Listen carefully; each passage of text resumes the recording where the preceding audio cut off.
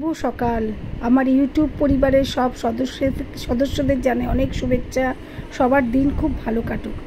আজকে সকালটা শুরু করলাম মা বিপত্তারিণীর বাড়িতে পুজো দিতে গিয়ে। আর তোমাদের আগেই দেখাচ্ছি ওখানে একটা ছোট শিব মন্দির আছে। আর পায়ে পায়ে আস্তে আস্তে মায়ের বাড়ির কাছে চলে এসেছে। এটা মায়ের সিংহ দরজা। চলো ভেতরে যাই। আর সত্যি এটা জায়গাটা এত শান্তির জায়গা, মানে কি বলবো। আমি কলকাতা থাকলে মাসে একবার করে আসি যখন বেশি দিন থাকি, আর না হলে আসলে একবার মায়ের দর্শন করেই যাই। আমার যেন মনে খুব শান্তি পাই আমি। আর দেখো কি সুন্দর গাছালি দিয়ে সাজানো মায়ের সেই বাড়িটা, এত ভালো লাগে না, বিশ্বাস করো। তোমাদের একটা দুঃখের কথা বলি, আমার বাবার যখন ক্যান্সার ধরা পড়েছিল, অনেকেই আমাকে এই মন্দিরটার কথা মায়ের কাছে গিয়ে জানানোর কথা বলেছিল, কিন্তু মা তখন টানিয়ে বলে আমি কিন্তু আসতে পারিনি। চলো, আমার পুষ্পাঞ্জলি দেওয়াও হয়ে গেছে। এবারে যে মায়ের পাশে যে আরও দেবদেবীর মূর্তি আছে তাদেরকেও একটু প্রণাম করি। অনেকেই আছেন, মা দুর্গা দেখো, সমস্ত সবাই আছেন। আর এই মা কিন্তু খুব জাগ্রত। আর ইনি হচ্ছেন সেই গুরু বাবা যিনি স্বপ্নে মাকে পেয়েছিলেন। গুরু বাবা আর গুরু মা, হ্যাঁ, এনারাই মাকে স্বপ্নে পেয়েছিলেন এবং এনাদের থেকে প্রতিষ্ঠিত এই মন্দির। আর চলো, পায়ে পায়ে সমস্ত এখানে যত দেবদেবী আছে সবাইকে প্রণাম জানাই। অনেক দিন পরে এলাম, খুব ভালো লাগে আমার এই মন্দিরটা, তোমাদের বারবার বলছি। আর তোমরা যারা কলকাতায় থাকো কিংবা কলকাতার বাইরেও থাকো, যদি একবার আসার সুযোগ পাও এখানে একবার দর্শন করে যেও। এখানে মায়ের সমস্ত ফটো পত্রিকা সব বিক্রি হয়, ওই দিকটা তোমাদের দেখালাম।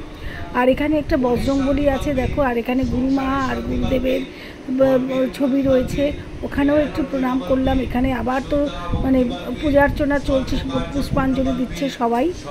এবারে চলো পায়ে পায়ে, আমাদের তো এখানে হয়ে গেছে, এবার পায়ে পায়ে নিচে যাই।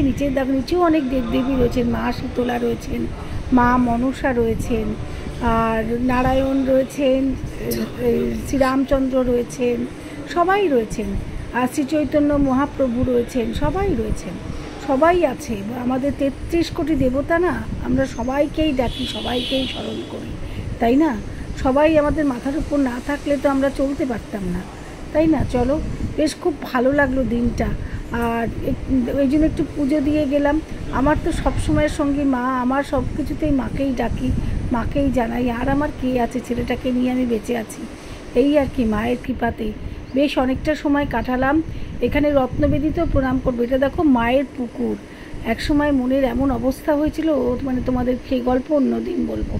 চলো, রত্নবেদীতে একটু প্রণাম করি, এখানে একটু ধূপ দ্বীপ জ্বালিয়ে একটু প্রণাম করি, জানাই মাকে। অনেক দিন পরে এলাম তো, আবার কবে বলতে কবে চলে যাব, আবার কবে আসবো, ওই জন্য আর কি।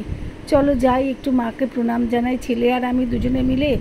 আর আমার ছেলেটা একটু অভাগা তো, ওই জন্য ওকে একটু দিয়ে বেশি করে করাই। ঠাকুর দেবতায় মতি রাখা সত্যি খুব ভালো। জীবনে পথ চলতে কষ্ট হয় না, চড়াই উঠটাই থাকলেও পথ চলতে কষ্ট হয় না। এই যে সেই রত্নবেদী, দেখ সবাই এখানে মোমবাতি ধূপকাঠি সব জ্বালাচ্ছে, আমরাও তাই করলাম। বেশ কিছুটা সময় এখানে মোমবাতি ধূপকাঠি জ্বালিয়ে প্রণাম করলাম।